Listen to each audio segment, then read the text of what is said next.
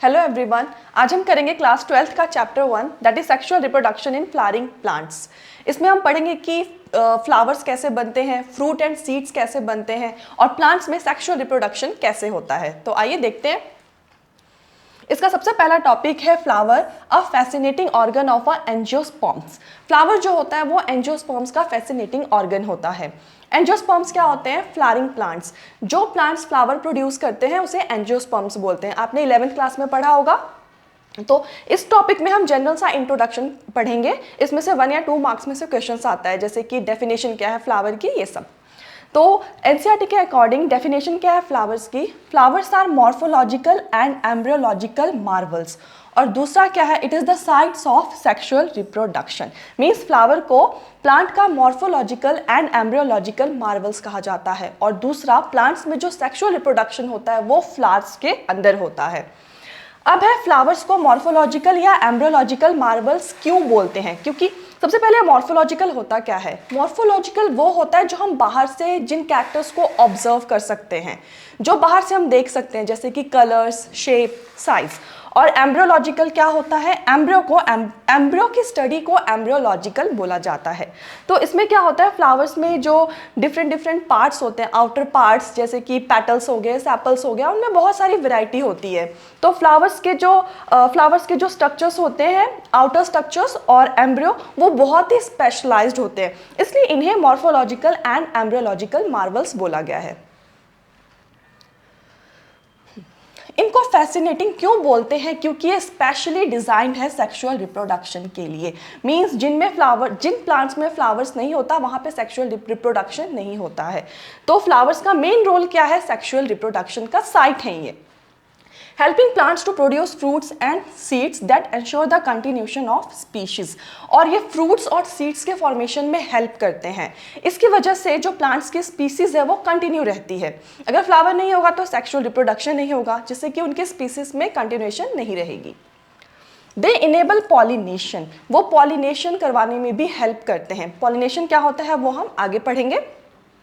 Show amazing color shapes and fragrances to attract pollinators।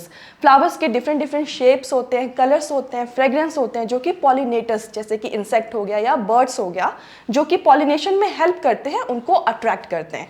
तो ये 3 points है जिसकी वजह से फ्लावर्स को फैसिनेटिंग बोला गया है। ये 1 या 2 मार्क्स में पूछा जा सकता है कि फ्लावर्स को फैसिनेटिंग ऑर्गन क्यों बोलते हैं एंजियोस्पर्म्स का। फ्लावर्स जो है, फ्लावर्स का ह्यूमन के साथ एक पुराना रिश्ता है।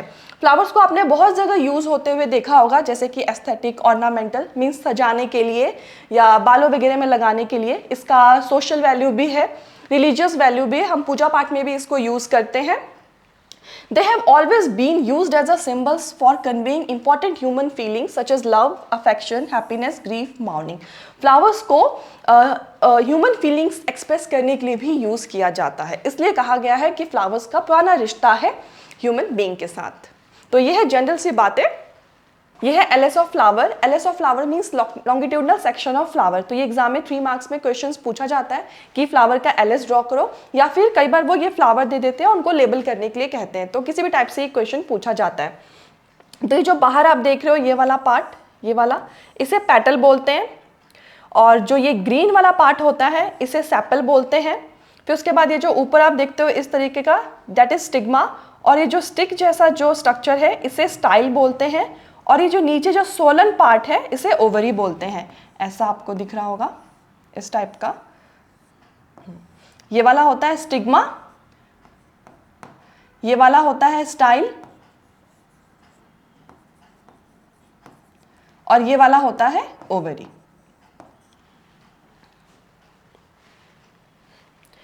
फिर आता है इस ओवरी के अंदर, ये जो ओवरी के अंदर जो आप ये स्ट्रक्चर देखते हो इसे ओव्यूल बोलते हैं। नेक्स्ट है एंथर एंड फिलामेंट। ये क्या होता है मैं ये आपको अलग से बना के दिखाती हूँ। ये इस टाइप का कुछ स्ट्रक्चर होता है। ये जो सोलन पार्ट होता है इसे एंथर बोलते हैं, और ये जो लॉन्ग स्लेंडर पार्ट होता है इसे बोलते हैं फिलामेंट। ये क्या होते हैं वो हम आगे वाली स्लाइड्स में पढ़ेंगे। सो ये है L S of a bisexual flower. Next है parts of the typical flower. तो मेन जो होते हैं फ्लावर के वो 4 पार्ट्स होते हैं, इसे हम वर्ल्स भी बोलते हैं। सबसे पहला आता है कैलिक्स। जो अभी आपने सेपल्स देखा था उसे कैलिक्स बोला जाता है, कैलिक्स। ठीक है, तो आप कैलिक्स भी बोल सकते हो, सेपल्स भी, दोनों एक ही बात है। ये होता क्या है, the outer most wall of the flower, ये फ्लावर का आउटर मोस्ट वॉल होता है, वॉल मीन्स पार्ट, तो बाहर का फ्लावर का जो बाहर वाला पार्ट होता है उसे सेपल्स बोलते हैं। मेनली इनका जो कलर होता है वो ग्रीन होता है। अब बता इसका फंक्शन क्या होता है, तो ये प्रोटेक्ट करता है फ्लावर बर्ड को बिफोर इट ओपन्स, जो कली होती है उसको प्रोटेक्ट करना, ये फंक्शन है सेपल्स या कैलिक्स का। नेक्स्ट है कोरोला। पेटल्स को कोरोला भी बोलते हैं, जो फ्लावर्स के जो कलरफुल पार्ट्स होते हैं जैसे कि रेड या येलो, उन्हें पेटल्स या कोरोला बोला जाता है। मेनली ये ब्राइटली कलर्ड होते हैं और फ्रेग्रेंट होते हैं, मीन्स इनमें से खुशबू आती है। इसका फंक्शन क्या है, ये पॉलिनेटर्स को अट्रैक्ट करते हैं। पॉलिनेटर्स मीन्स इंसेक्ट, बीज या बटरफ्लाई जो पॉलिनेशन में हेल्प करते हैं, उनको अट्रैक्ट करना, वो फंक्शन है कोरोला या पेटल्स का। नेक्स्ट है एंड्रोशियम। तो एंड्रोशियम जो है, एंड्रोशियम और स्टेमेंस दोनों एक ही बात है। जो ग्रुप ऑफ स्टेमेंस होते हैं उन्हें एंड्रोशियम बोला जाता है। एंड्रोशियम होता क्या है, फ्लावर का जो मेल रिप्रोडक्टिव पार्ट है उसे एंड्रोशियम बोला जाता है। एंड्रोशियम में होते क्या क्या है, एंथर एंड फिलामेंट। अभी जो हमने पढ़ा था ये वाला, इस टाइप का स्ट्रक्चर, ये एंथर था और ये वाला जो पार्ट था वो फिलामेंट। ये दोनों को एक साथ में क्या बोला जाता है, एंड्रोशियम या स्टेमेंस। अगर ग्रुप ऑफ स्टेमेंस है तो उन्हें एंड्रोशियम बोलेंगे। इसका फंक्शन क्या होता है, प्रोड्यूसेस पॉलन ग्रेन्स, ये पॉलन ग्रेन्स प्रोड्यूस करते हैं। और पॉलन ग्रेन्स क्या होते हैं, मेल गैमेट्स। तो इसमें से 1 मार्क्स से क्वेश्चन बनते हैं। सबसे पहले इसमें से पूछ सकते हैं कि ग्रुप ऑफ स्टेमेंस क्या होता है, तो ग्रुप ऑफ स्टेमेंस को एंड्रोशियम बोलते हैं। दूसरा, फ्लावर का मेल रिप्रोडक्टिव पार्ट कौन सा होता है, तो वो है एंड्रोशियम। तीसरा इसमें से बनता है कि स्टेमेंस के 2 पार्ट्स कौन से हैं, तो वो होते हैं एंथर एंड फिलामेंट। फिर नेक्स्ट आता है इसमें से 1 मार्क्स का क्वेश्चन कि what is the male gametes of bisexual flower, तो वो होते हैं पॉलन ग्रेन्स। ठीक है, और पॉलन ग्रेन्स कौन प्रोड्यूस करता है, एंड्रोशियम यानी कि स्टेमेन। नेक्स्ट है गायनोशियम। गायनोशियम को कार्पल भी बोलते हैं, पिस्टिल भी बोलते हैं। अगर ग्रुप ऑफ कार्पल्स हैं तो उन्हें गायनोशियम बोलेंगे। ठीक है, गायनोशियम होता क्या है, फीमेल रिप्रोडक्टिव पार्ट। फ्लावर के फीमेल रिप्रोडक्टिव पार्ट को गायनोशियम बोलते हैं। हमेशा अक्सर क्या होता है, एंड्रोशियम और गायनोशियम में बच्चे कंफ्यूज होते हैं कि मेल पार्ट और फीमेल पार्ट कौन सा है। तो आप गायनोशियम जो है इस तरीके से याद रख सकते हो, गायनोकोलॉजिस्ट, जो फीमेल रिप्रोडक्टिव हेल्थ की डॉक्टर होती है उसे गायनोकोलॉजिस्ट बोलते हैं। सो गायनो से गायनोशियम मीन्स कि जो मेल रिप्रोडक्टिव पार्ट है फ्लावर का वो है गायनोशियम।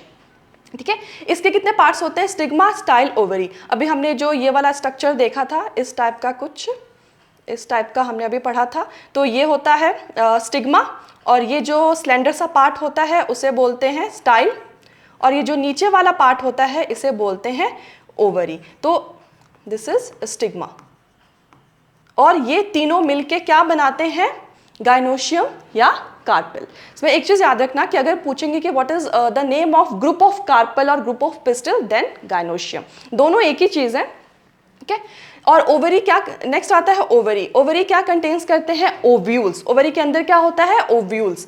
ओव्यूल्स क्या बनाता है, सीड्स आफ्टर फर्टिलाइजेशन। तो ये इसमें भी 1 मार्क्स का क्वेश्चन बनता है कि सीड्स किससे बनते हैं, तो सीड्स ओव्यूल्स से बनते हैं। ठीक है, और ओव्यूल्स कहाँ प्रेजेंट होते हैं, ओवरी में। तो आज के लिए इतना ही, नेक्स्ट टॉपिक हम कल करेंगे। Thank you.